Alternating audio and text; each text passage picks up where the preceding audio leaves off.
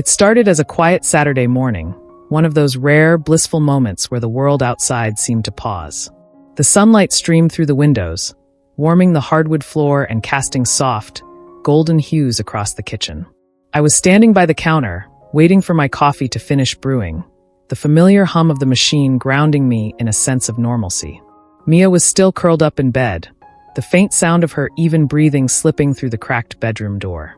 I loved mornings like this, the calm before the day began, where everything felt simple and steady. But that peace shattered the moment the doorbell rang. The sound startled me, sharp and unexpected. I frowned, glancing at the clock on the microwave. It was barely past 8, too early for packages, and I wasn't expecting anyone. I hesitated for a moment before heading to the door, wiping my hands on a dish towel as I went. When I opened it, the sight on the other side made my breath catch in my throat. Standing there was Alexis. I'd never met her in person, but I recognized her instantly. Mia's ex. Mia had mentioned her a handful of times, always briefly, always in a way that suggested she didn't want to linger on the subject. She'd painted Alexis as a closed chapter, someone she'd left behind without regrets. But seeing her now, standing on my doorstep, it was impossible not to feel the weight of her presence. She was striking, the kind of person who seemed to take up more space than her physical form should allow. Sharp features, piercing eyes, and an air of confidence that radiated off her like a beacon. She wasn't dressed up, just a leather jacket thrown over a t-shirt and jeans. But it didn't matter. She carried herself like she owned every room she walked into. "Hey," she said, her voice smooth and steady, as though she'd rehearsed this moment 100 times. I blinked, still processing the fact that she was here, standing on my doorstep uninvited. "Hi," I said cautiously. Her eyes met mine, unwavering. "I need to talk to Mia." The words were simple, direct, but they hit me like a jolt to the chest. My mind scrambled to catch up, to make sense of her sudden appearance. She's still asleep," I said finally, my voice faltering slightly. Alexis tilted her head, the faintest hint of a smirk playing at the corner of her lips. "That's fine. I'll wait." She didn't wait for me to invite her in. Instead, she stepped past me, her boots clicking softly against the floor as she walked into the apartment like she owned the place. I closed the door slowly, my heart pounding in my chest as I turned to face her. She was standing in the kitchen now, her gaze sweeping over the room with a casual air that made my skin crawl. "Mia's kitchen. My kitchen. What are you doing here?" I asked, keeping my voice as steady as I could manage. Alexis turned to me, her expression unreadable. "I wanted to see how she's doing," she said, her tone casual, almost dismissive. "Is that a crime?" Her words might have sounded innocent to anyone else, but there was something beneath them, something sharp, almost taunting. I didn't trust her, not for a second. "She's fine," I said firmly, crossing my arms. "You didn't need to come all the way here to find that out." Alexis didn't respond immediately. Instead, she leaned against the counter, her posture relaxed but her eyes watchful. "Mia and I go way back," she said, her voice softer now, almost nostalgic. "I just wanted to check in. Make sure she's okay." Her words made something twist in my stomach. There was a flicker of something in her eyes when she said Mia's name. Regret, maybe, or longing. Whatever it was, it unsettled me. "She's fine," I repeated, more firmly this time. "And I don't think she'd appreciate you showing up like this." Alexis's smirk returned, faint but unmistakable. "I guess we'll let her decide that, won't we?" I opened my mouth to respond, but the words caught in my throat. There was something about her confidence, her presence, that made it hard to think straight. I didn't know what her game was, but one thing was clear. She wasn't here just to check in. As Alexis turned her attention back to the kitchen, taking in the space like it was hers to appraise, I felt a knot of unease tighten in my chest. This wasn't going to be a simple visit, and I wasn't ready for what was coming next.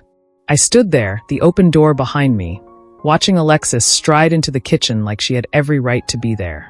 Her movements were deliberate, confident, as if this space wasn't unfamiliar to her. I hesitated for a moment, then closed the door quietly, the click of the latch sounding louder than it should have in the stillness.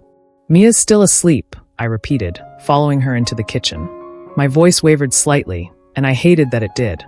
"That's fine," she replied without looking back, her tone breezy, unconcerned. She ran her fingers lightly across the edge of the counter as she surveyed the space, her smirk unmistakable. The casual dominance in her posture sent a wave of unease through me. I positioned myself by the opposite counter, crossing my arms as a makeshift barrier. "What are you doing here?" I asked, sharper this time. The question came out before I could soften it, but I didn't regret the edge in my voice.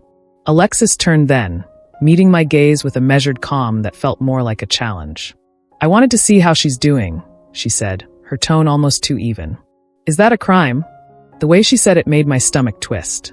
Her words were casual, but there was something underneath them, something sharp and intentional. It felt like she was testing me, pushing just hard enough to see if I'd push back. "She's fine," I said curtly, refusing to break eye contact. "You didn't need to come all the way here to find that out." Alexis tilted her head, her smirk deepening. "Did she tell you that? Or are you just assuming?" The insinuation hung in the air, heavy and suffocating. I clenched my jaw, my patience wearing thin. "Look," I said, taking a slow breath to steady myself. "I don't know what your deal is, but showing up unannounced like this, it's not okay." She shrugged, unbothered. "I'm not here to start anything. I just wanted to check in on her. We have history, you know?" The way she said history sent another wave of unease through me. Mia had mentioned Alexis in passing, but she'd never gone into much detail. It was always brief, vague. Things didn't work out. We weren't right for each other. But now, standing in the kitchen with Alexis, I couldn't help but wonder if there was more to the story than Mia had let on. "Whatever history you have," I said, my voice firm, "she's moved on." Alexis raised an eyebrow, and for a moment, the smirk faltered. "Just for a second. Has she?" she asked softly, almost to herself. Hearing Mia's name slip from her lips felt like an intrusion, like she was trying to stake a claim on something that wasn't hers anymore. And yet, there was a flicker of something in her eyes, something fleeting and raw. Regret, maybe? Longing? Whatever it was, it made my skin crawl. I tried to focus on her expression, to read the subtle shifts in her gaze, but she recovered quickly, the smirk snapping back into place like armor. "She always loved this kitchen," Alexis said suddenly, her eyes drifting to the window where sunlight filtered in. "Spent hours in here experimenting with recipes. She'd get so excited when something turned out just right." Her tone was soft now, almost wistful, and it made me feel unsteady. She wasn't just reminiscing, she was trying to get under my skin, to remind me of a version of Mia I hadn't been a part of.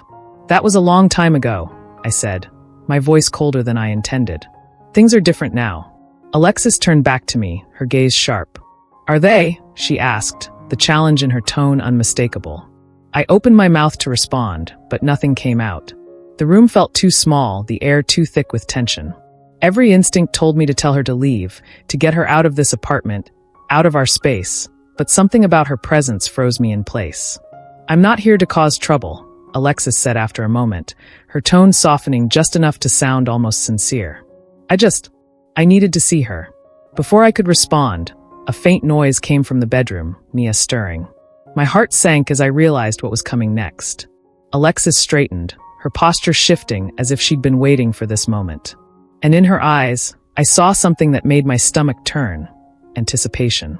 Whatever this was, whatever she wanted, it wasn't as simple as a check-in. And as I stood there, trying to figure out how to navigate this impossible situation, I couldn't shake the feeling that Alexis wasn't just here for Mia. She was here for me, too, and I wasn't ready for what that meant. Alexis leaned against the counter, her body language deliberate, casual, but too close for comfort.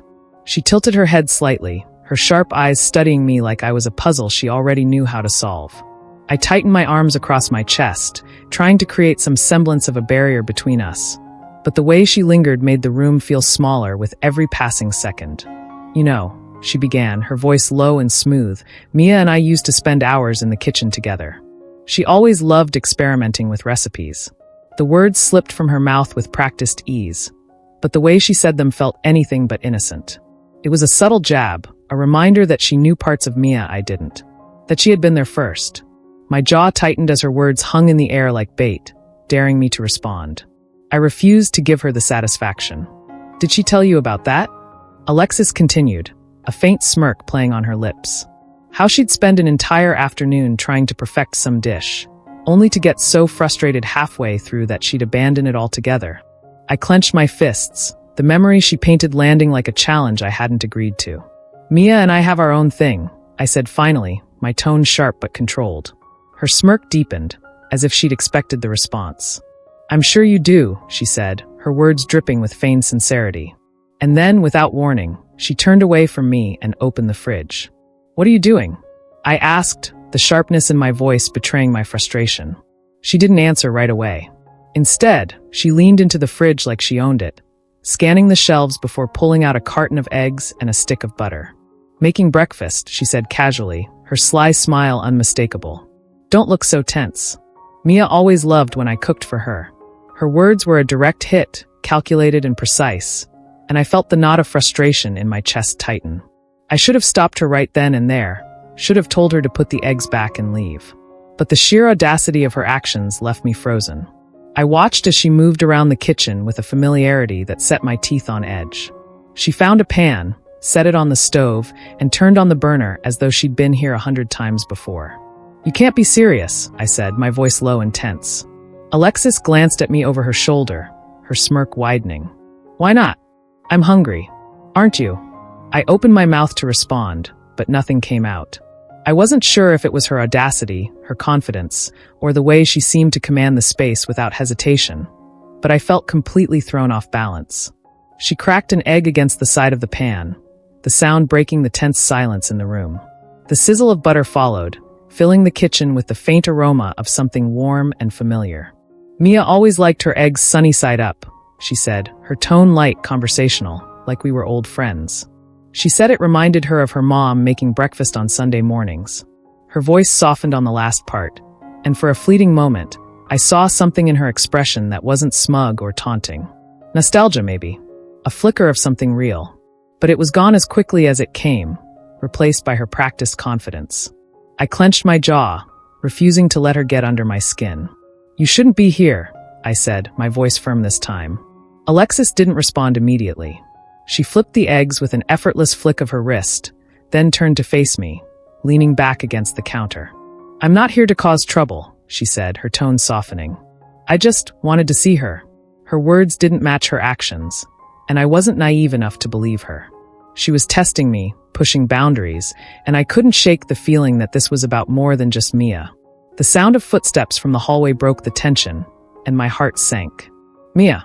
Alexis's expression didn't change, but there was a flicker of satisfaction in her eyes as she turned her attention back to the stove. The stakes had just been raised, and I wasn't sure if I was ready for what came next. By the time Mia wandered into the kitchen, her hair slightly disheveled and her hands rubbing the sleep from her eyes, the air in the room had already reached its boiling point. The smell of sizzling butter and eggs filled the space, a scent that should have been comforting, but now felt like an invader's banner unfurling in the middle of my home. Mia froze in the doorway. Her eyes went wide, and I watched as her expression shifted from groggy surprise to something sharper. Something I couldn't quite place but knew wasn't good. "Alexis," Mia said, her tone cautious, the single word carrying more weight than I expected. "What are you doing here?" Alexis didn't look up immediately. She flipped the eggs in the pan with practiced ease before sliding them onto a plate. Turning around, she held the plate out to Mia with a smooth, almost rehearsed smile. "Just thought I'd drop by," Alexis replied, her voice as casual as if this were the most normal thing in the world. "Figured you'd appreciate an old favorite." Mia didn't take the plate. Her eyes darted between Alexis and me, her brows furrowing as the tension in the room thickened like smoke. I stayed by the counter, arms crossed, waiting for her to say something.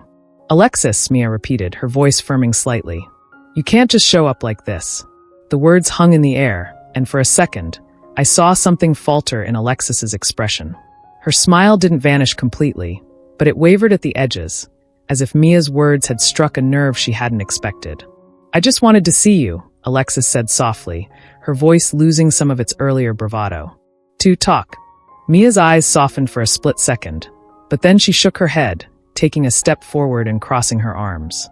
"We've talked enough," she said, her tone resolute. "You need to leave." The sharp finality in Mia's voice sent a ripple through the room. Alexis's shoulders stiffened slightly, her confident facade slipping just enough for me to see the hurt beneath it. "Right," Alexis said after a moment, her voice quieter now. She set the plate down on the counter with a soft clink and reached for her jacket draped over the back of a chair. The silence as she walked toward the door was deafening. I stayed where I was, letting Mia handle this, but my chest was tight, my thoughts racing with the weight of what had just unfolded. When Alexis reached the doorway, she hesitated.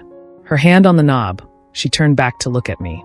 Her gaze lingered for a second too long, her eyes holding something I couldn't quite decipher. A warning?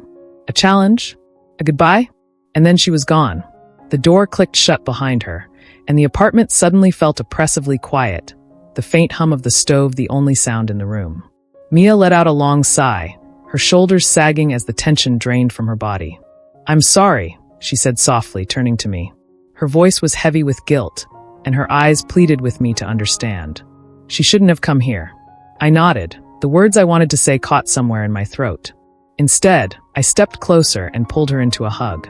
Her body was warm against mine, but the knot of unease in my chest didn't loosen. "She won't come back," Mia said quietly, as if sensing my thoughts. "I'll make sure of it." But even as she said the words, I wasn't sure if I believed her. Alexis's visit had stirred something in me.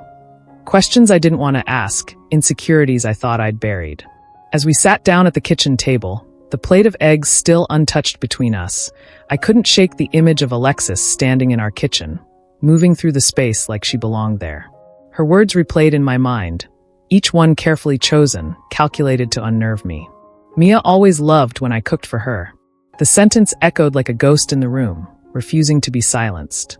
I looked at Mia, who was now fiddling with her fork, avoiding my gaze, and I couldn't help but wonder what had really happened between her and Alexis. Had she truly moved on? Or was there something still lingering, something neither of us was ready to confront? Even as the food grew cold and the rain outside softened to a faint drizzle, Alexis's presence lingered like a shadow, heavy and inescapable. I didn't know what Alexis's intentions were, but one thing was clear. This wasn't the last time she would try to stake her claim. And the next time, I wasn't sure we'd be prepared for the storm she'd bring with her.